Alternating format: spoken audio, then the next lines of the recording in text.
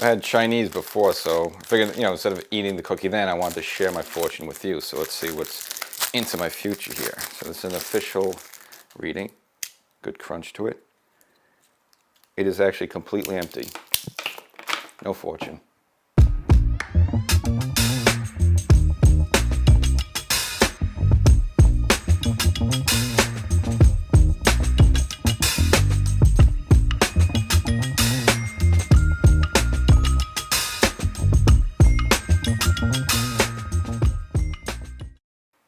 Welcome to Section 420, Talkin Yankees. Well, it looks like the Yankees are finally on the road to recovery after being horrible for a month and a half. Have 3 exciting series wins in a row, including a sweep of the Philadelphia Phillies. We'll kind of look back at that a little bit just because, it's been a lot of misery for the Yankees, so let's celebrate the good times. But of course, Gleyber Torres, who we featured last time, is kind of coming on the mend. Gives you another reason just to, want to pull your hair out about the guy. Of course, you know about the whole base running gaffe, so we'll get into that as well as my reaction to the way Boone handled it. I don't think he handled it the greatest.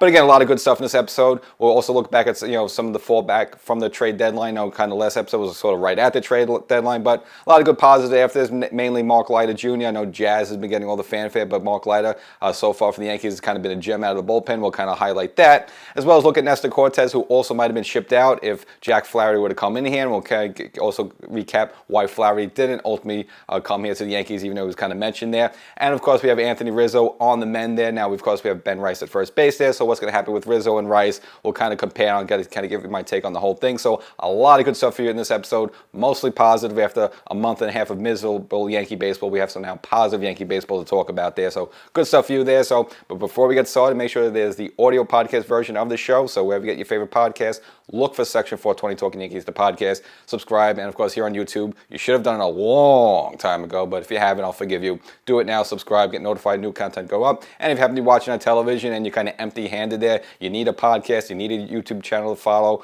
go to get where you get your favorite podcast, go wherever you go to YouTube, Section 420 Talkin Yankees, get the whole enchilada.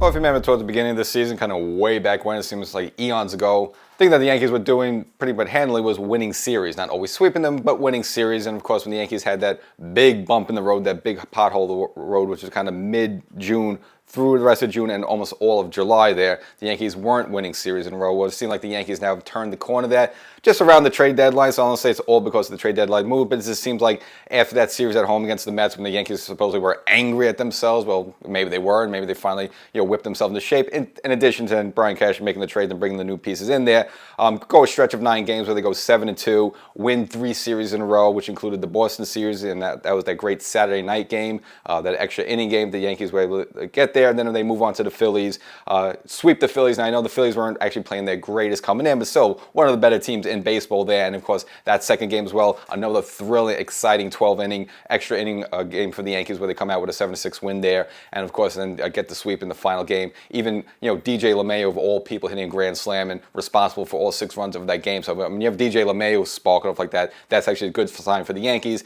And not only, winning an extra inning game in Boston, winning an extra inning game in Philly, but of course the home series against Toronto, hosting Toronto, DJ LeMahieu coming up big again, 10th inning, game-winning hit up the middle there. So winning 3 extra inning games in a row. And, I've been saying for most of the season, especially if you listen to the podcast where, you probably update more frequently, these extra inning games have been a disaster for the Yankees pretty much for the whole way up to this point. Now, within like a week, they've won 3 of them. So things are turning for the Yankees, looking much better there. And if you look at the road ahead for the Yankees, a lot of winnable series for them coming up there so they can start really making a good run here in both August and September for them to secure the AL East title. Again, they're still battling Baltimore, neck and neck there a little bit, but very winnable series, which includes the Los Angeles Angels of Anaheim, the Detroit Tigers, as well as the Chicago White Sox, the absolute worst team in baseball. I mean, they had like 21 games they lost in a row before they finally broke that streak there, but nevertheless, good opportunity for the Yankees to pad up their wins. Now, are they going to take advantage of that? Well, it remains to be seen how many times this season where a team will come in like the Reds or whatever, a team with sub 500 team, and the Yankees would drop the ball there. But this Yankee team looks a little bit different.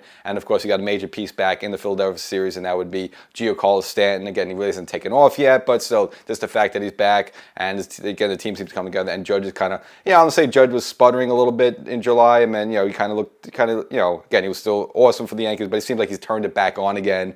Again, it looks like very well he might challenge himself again, getting either 6 62 or 63 home runs when it's said and done there. So a lot of good stuff going on for the Yankees right now. A lot of things rounding the form, mainly with Carlos Rendon, who again, he's been on the skids for a while, but a couple of good starts in a row for him. He had Garrett Cole, so started to build his way back a little bit. Again, had to be scratched from the one of the games in Philadelphia with a stomach bug, but then he came back in the Toronto series, pitched well enough there. So a lot of good stuff going together for the New York Yankees, as well as Luis Gil and the offense up and down. So, I'm not going to say the Yankees are fully back to where they were in May when they just looked like absolute world beaters, but definitely look much better, much polished than they were back in June and July, which is 2 miserable J months in a row for the Yankees. Now it looks like they're right now in the seat to really go on a good run here in August and September. And as mentioned, with some of the competition they got coming up right now, having a good opportunity to maybe finally take a stranglehold on this AL East. That's all the good news. Of course, the bad news is that we're still stuck with Gleyber Torres, at least for the rest of this season. Now, there's some speculation maybe would Cashman want to move him around the trade deadline. Now, just shortly before the trade deadline, he actually was improving his numbers, and we kind of went over that with you, hitting well over 300, hitting the ball with a little authority, driving the ball a little bit, where you're like, all right, let's just roll with him. And again, he's not the most tradable guy in the world, and he's not the most guy you want to get rid of. Again, second base is not a position normally where you have a lot of good hitters there, so to have someone like him who's kind of middle of the pack, if you look at his stats there, he's not someone you're dying to get rid of, but he's also not someone you're dying to keep. So he's always just kind of frustrating the way he's been with the Yankees. And, obviously now this season been a lot of problems early on, not really, getting it going. And then finally having some, issues where Boone, just mental issues where Boone had to take him out for a couple of games just because he figured maybe he was just, thinking too much at the plate there, maybe worrying about his contract. Then finally he turned it on a little bit. Then we had some miscues where, again, it looked like he wasn't hustling a couple times, but also we know he's been dealing with a groin injury. So we don't know, is it a hustle issue? Is a groin injury there? So he's kind of been up and down with, and a lot of fans kind of very frustrated with him. We've seen the fielding gaps with him. I think since I think 2018 when he came into the league, he's like the most infield errors there, or he's pretty much tops in baseball there. So again, it makes you upset a lot of times, just because you're not figuring where are you with this guy. But then again, pulls the latest blunder. I'm sure you heard about it. That was the first game of the Toronto series at home there. Drives the ball in there for a second. You think maybe it's a home run. It's not no doubt about it, but maybe he should have he's hit enough to know that if it's gone or not. He kind of does the home run trot. Turns out there's a ball banged off the middle part of the wall there, and it basically turns out to a long single, which is really embarrassing. And then later on in the game, he tries to stretch a ball that maybe should have stayed at third. Tries to go home, and he gets gunned down at the plate pretty significantly. In fact, when the ball is coming in, he even ducked his head down to avoid getting hit with the ball. Now look, I think if you committed that blunder there at first base bad enough, you should want to get hit in the head with the ball, so at least you maybe can score there and kind of make some amends up there. There's really no excuse. But he even ducks his head and catches the ball cleanly, and he's tagged out easily at home plate. So not only you have the first blunder there of he should have been on second base in that situation, but then of course after that he should not have been thrown out. So you have two blunders within the same frame there, and at that point you figure it has to be yanked out of the game. Now Boone didn't yank him initially, let him take the field one more inning, and then finally after that in the fourth, I believe he put Oswaldo Cabrera in there and took Gleyber out of the game. You saw them talking a little bit at the top of the dugout. Boone didn't really draw at him. There wasn't really much fighting there, but you could definitely say, I'm sure it definitely had something to do with that. Naturally, as a manager, you have to react. But I didn't like the way Boone handled that. If you're going to pull him out of the game, pull him out right away just to show that, no, this won't be tolerated. Not like, all right, well, I'll let you play in an inning and then I'll take you out. Just sort of like, what's the point of that? If you're going to take him out right away. Why are you giving him another inning there to sort of make him think he's going to stay in the game, or you're not showing any sort of punishment? Well, yeah, I'll punish him a little later on. If you're going to punish him right away. Yank him out right away. Joe Girardi would have yanked him out right away. Billy Martin, of course, we know would have yanked him out right away. And the infamous situation back at Fenway there in '77 when a ball dropped in front of Reggie Jackson, and right away Billy Martin sent someone out there to replace Jackson, and that's of course when you had the infamous fight in the dugout where Elson Howard and Yogi had to keep those two from killing each other in the dugout there. So that's how you do it right away, not this kind of half-hearted, well, I'll take you out, but I'll take you out later because I don't want to show you up too much. Like, no, if you're going to take him out right away. So I didn't love the way Boone handled that. Now, after the game, they all said the right things. Gleyber said, I'm sorry, I apologize, I didn't realize that, I thought it was a home run. Judge was like, it'll never happen again. I know Gleyber, he's a good guy, and all that stuff, blah, blah, blah, blah, blah.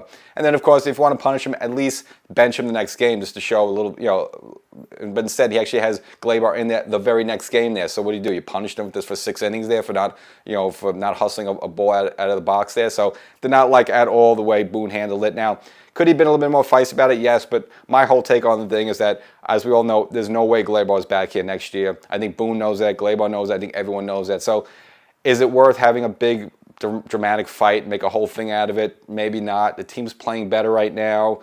Everyone's kind of good frame of mind for the most part. You don't want to have a whole big dramatic thing. Let's just say Boone bench him for 2 more games. Then, of course, they're going to become, the reporters are going to come to him, they're going to ask him about it, they're going to be asking Boone about it. Then it starts being a distraction to the team, which they don't want. So I could kind of understand why after that Boone just kind of wanted to keep the thing quiet and not make it worse than it is by maybe, benching him the very next game or maybe the final 2 games of the Toronto series. Instead, he only just benched him for a couple innings of the remaining of that game, and he had him right back in the lineup the next day there. So I don't like the way Boone handled it. I kind of understand why he did, though. He just probably doesn't want this to be a headache on the team. You have 2 months left in the regular season. Let's just get through this, get through the playoffs, and just see where he stands. But either way, probably Gleyber's not going to be back here, so why have the headache? Basically, it's just not worth it overall there, even though, again, it's just another situation that makes you frustrated, Gleyber Torres. Just because his natural ability, his talent, what he could be, and where he started off with the Yankees in 2018 and 2019, and how he's kind of fallen since there. Overall, I mentioned, if you look at his numbers, whether it's batting average, doubles, home runs, RBIs for second baseman in the league, he's right there in the middle of the pack. He's not terrible, he's not great, but he's right there. But unfortunately, you see these situations, all the situations when they brought in Jazz in, and we all assume that Jazz would play second base, and maybe either would ship Gleyber out, or as Jack Curry mentioned, that maybe you try Gleyber Torres at third base. But then when they approach Gleyber with this, he says, "No, I'm a second baseman. That's it." And I kind of mentioned before, where look, if it's not in his head, he doesn't want to move position. Let's not do that. We see what happened when they moved him to shortstop in 2020, and it just not only had fielding errors, but he took that to the plate. So if he's mentally doesn't want to do it, I understand. But what kind of teammate is that to says like the typical teammate thing to say is like, no, whatever the team wants me to do, I'll do. He didn't do that. In fact, the Jazz did that. Guy didn't even play the game at first base, third base. He's like, yeah, sure, I'll do it. And they've been working him there for this. That's kind of what you want from a teammate that says, I'll play anywhere they want me to play. You don't want to say, no, I'm a second baseman, that's it. So, again, a lot of things that bother you about Gleyber, but I understand, look, he'll probably just be here for 2 more months. You have to put up with it, fine, and after that, we probably don't have to worry about him anymore. At the trade deadline, a lot of fans weren't happy. They figured maybe Cashman didn't do enough for this team.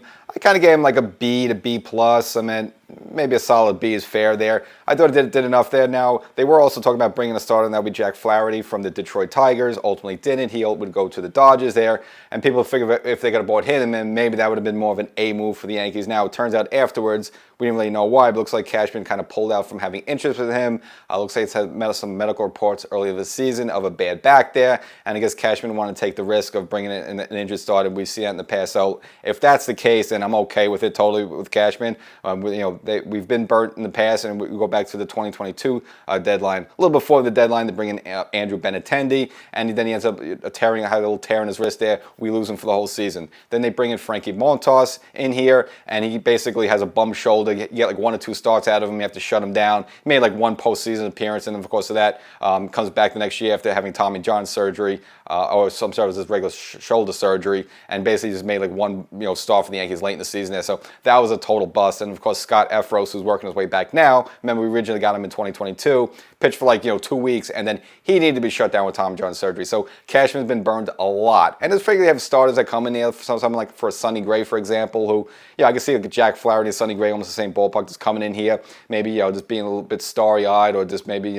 sort of like a deer in the headlights and not be able to handle the situation. So overall, the whole situation with that. But is there any sort of injury concerned about Flaherty there, then I think Cashman made the right move, not bringing the guy here. Now, his numbers at the time were pretty good. Again, this is on a bad Detroit team.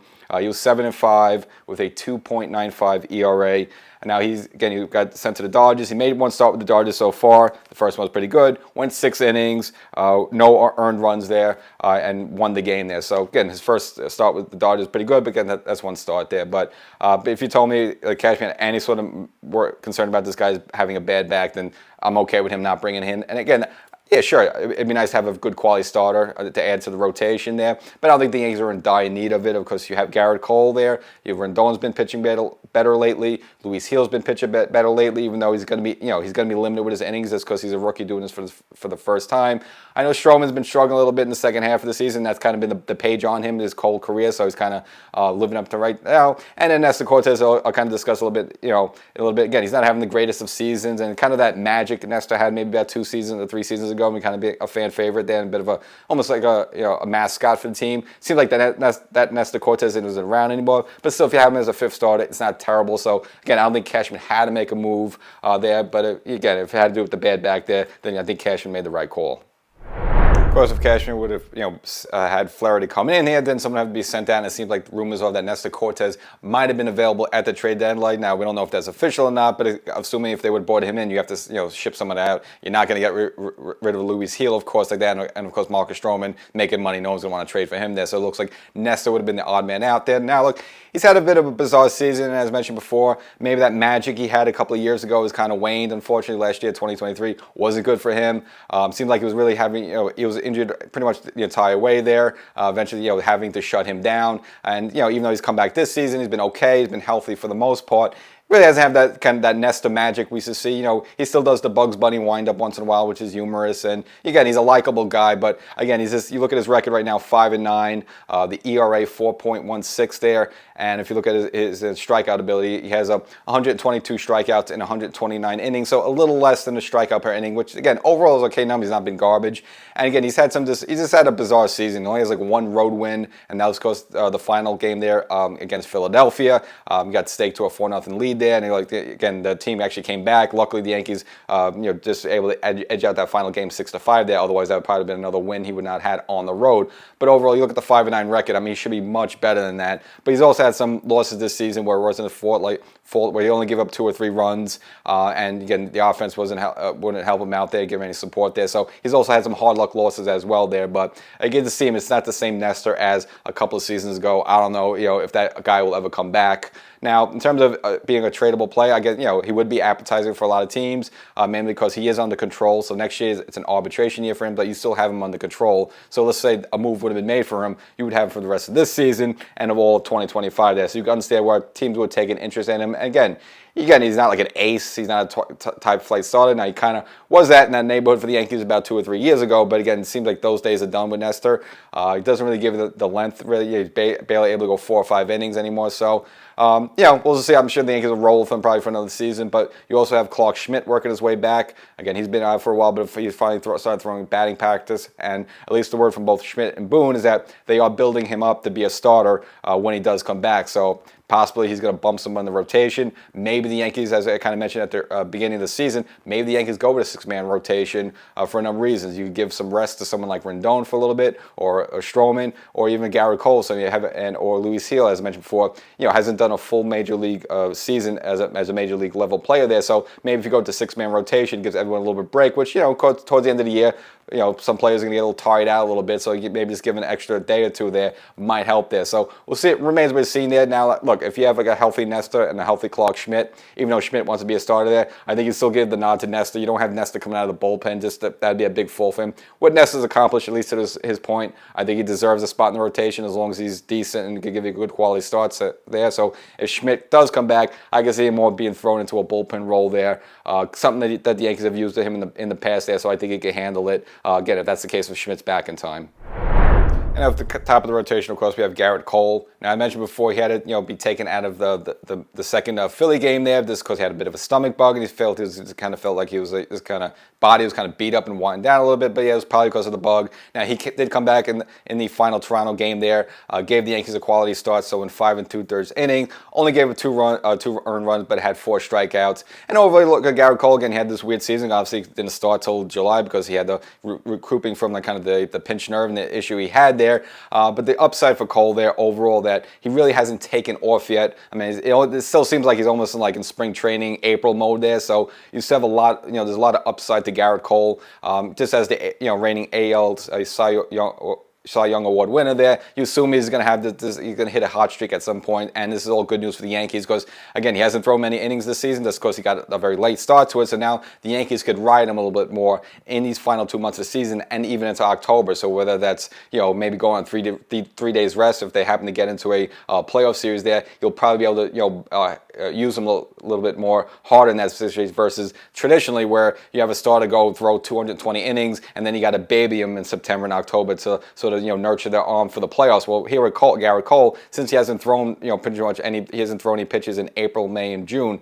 you have now all those bullets in his arm he could throw now there. So a lot of upside to Cole. We still haven't seen him really take off yet. Again, a lot of his starts are only 5 or 6 innings. I know they're trying to work his durability and his strength up a little bit. But once you get to the point of August, mid to late August there, we should start seeing the Garrett Cole we used to, going 7, 8 innings, getting like 10, 12 strikeouts and only giving up 1 run. So that's the Garrett Cole we have yet to see this season. I think we will see it at some point just because it's, he's still there. He's got the stuff. He's, again, I mentioned before, he's the reigning Cy Young Award winner there, and he has the resume. Doesn't give you any reason why he's not going to be like that type of pitcher there. So this is the fact, one of the up and downs the Yankees have right now. I think they have a good Garrett Cole run in them coming up in the near future there, and the timing's perfect right now because you're neck and neck with Baltimore. You want to secure the AL East, and of course you want to make some noise in the playoffs. And I think having a stronger Garrett Cole that maybe in years past there is all good news for the Yankees.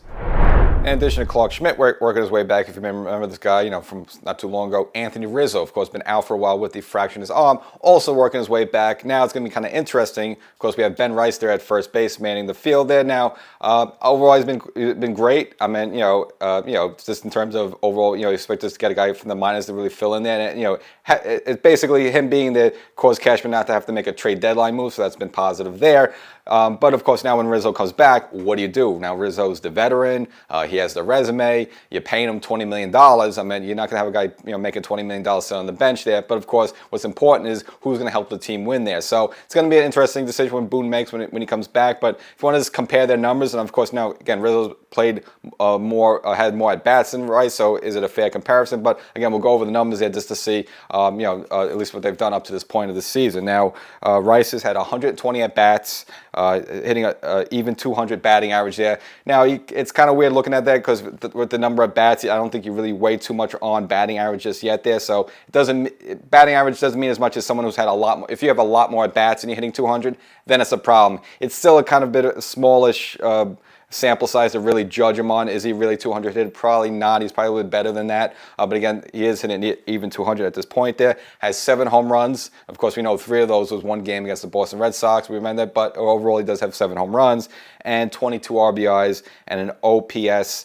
Again, it's the on base plus the slugging there of .721. So not too bad there for a rookie coming up there, 25-year-old, and being thrown at first base there for the New York Yankees, where you have some legends there like Lou Gehrig, Don Mattingly, and some really good players like Tino Martinez, Mark Teixeira, and even someone like an Anthony Rizzo. I mean, because Rizzo's not like an all-time great Yankee like that, but again, you are filling some significant shoes there. But let's go to Rizzo's numbers before he fractured his arm there. So had 264 at bats, so more than twice the amount of bats that Ben Rice had, and just hitting just a little bit better at 223, which is not really good batting average there. So again, it's a big amount of bat and just a little bit better batting average there. So again, that's not really good news for Rizzo there.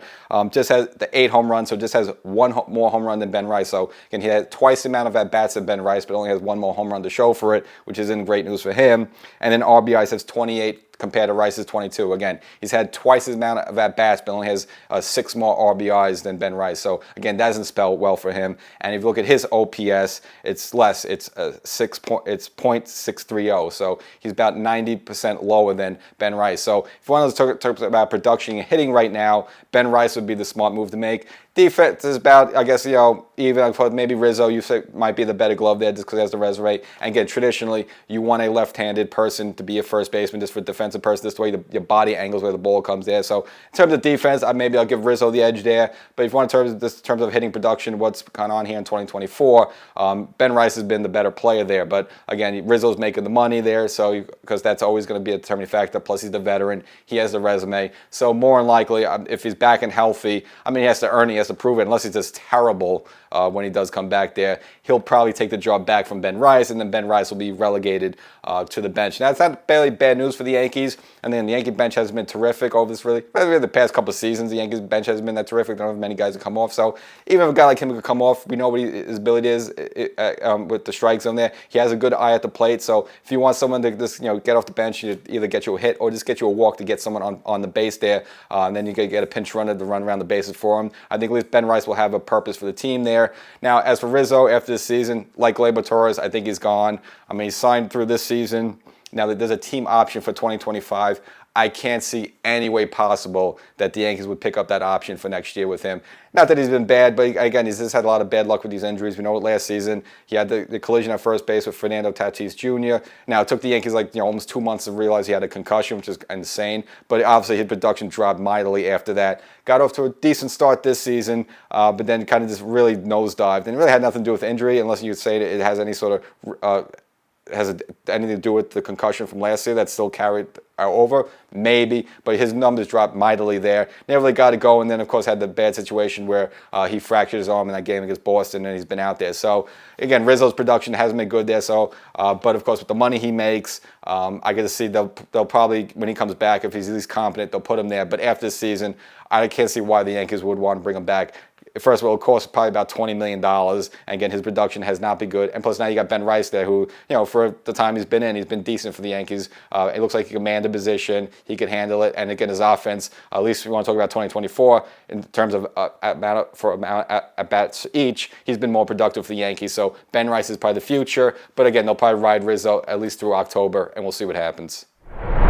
So that's it with kind of the baseball news, but of course he has some of the off-field stuff. That's mainly in terms of the intentional walk, and of course this happened during the Toronto series there where Aaron Judge, again, hit a home run on the Friday night, hits a home run early in the Saturday game, and then later in the game, it was like the fourth inning, there was two outs, where normally, all right, you just throw it to the player there. You don't walk someone with 2 outs intentionally, but they put up the force for Aaron Judge to walk him, and of course there's a whole controversy. Mainly Soto came out after the game saying they shouldn't do that, it's not right, you should face the hitter and just, man up and stuff like that. I actually don't have a problem with it. Number one, it's like, all right, if that's the case, then whoever comes after Judge should make the team pay, It's their job to make the team pay, and if the hitter behind Judge makes the team pay, they'll stop doing it. So I have no problem with it. I think it's baseball strategy. Now, again, when you walk someone, usually it's like, all right, if you have a hot hitter and someone's on second base, first base open, and usually late in the game, well, yeah, you're not going to throw it to that guy and let that guy beat you. You walk him. Or if it's something extra innings, of course, extra innings, you're not going to throw a pitch to Judge. Yeah, you'll probably hit the home run and then win the game there. So you understand walking in those situations. It is a little bizarre to walk someone that early in the game. Especially with 2 outs there. Again, he's getting the Barry Bonds treatment. You can remember Barry Bonds, when he had his heyday there, he would get walked with the bases loaded. So some managers were willing to just give a run just to not let Barry Bonds clear the bases there. So Aaron Judge is getting close to that point in terms of respect, and again, he's having a really great season. MVP, triple MVP might be there. Triple count might be waiting away just because you have Bobby Witt Jr. with the batting average is much higher than Judge there. So I don't think Judge is going to be able to get the triple crown, unfortunately. But in terms of MVP, Judge definitely in a driver's seat there. So you can understand why pitchers don't want to pitch to him. But for opposing managers, again, I have no problem with it. Shoe on the other foot. How many times do you remember back in those games against Boston when Ortiz would kill us all the time, or Manny Ramirez would kill us all the time? I would have no problem. Hey, just put up the 4. Don't pitch this guy because he kills us. Or what's going on right now with Rafael Devers basically killing us now in Boston. So situations like that, I wouldn't want to throw to him. Just walk him and go after the next guy there. So I have no problem with it. I just think it's up to the players after Aaron Judge. So whether it's Giancarlo Stanton, we've seen a little Austin Wells there. They put him behind Judge a few times in the cleanup spot. Whether in the cleanup spot behind Judge there, it's up to them to make the other team pay. And if they don't, hey, it's on them. Now you can say it's not good gamesmanship and stuff like that. But hey, it's not the other manager's fault. It's not Judge's fault. It's whoever comes after Judge should then make the team pay. And if the player doesn't do that, then good. It's a good managerial move. Because why would you want to keep throwing fastball or any pitch to a guy who's just been killing you? It doesn't make sense there. So Judge hit a home run against them Friday night. Judge hit a home run early in the game. So if you're the Blue Jays manager, you wouldn't want to throw this guy anymore. So I got no problem with it. And I understand why Soto's upset. He's a hitter and he's big, man up and stuff like that. But again, it's just baseball, Susan. So just go with it. So that's the episode. Hope you enjoyed it. I have to apologize that the fortune cookie was empty. I got no control of that. That wasn't a stunt. That wasn't a gag. It was empty, so you have to get your own. Use the numbers to put those in and hopefully win the lottery. But the team's playing better now. They're winning series. They're winning extra inning games. Even DJ LeMayo hit a grand slam. Who would have thought that?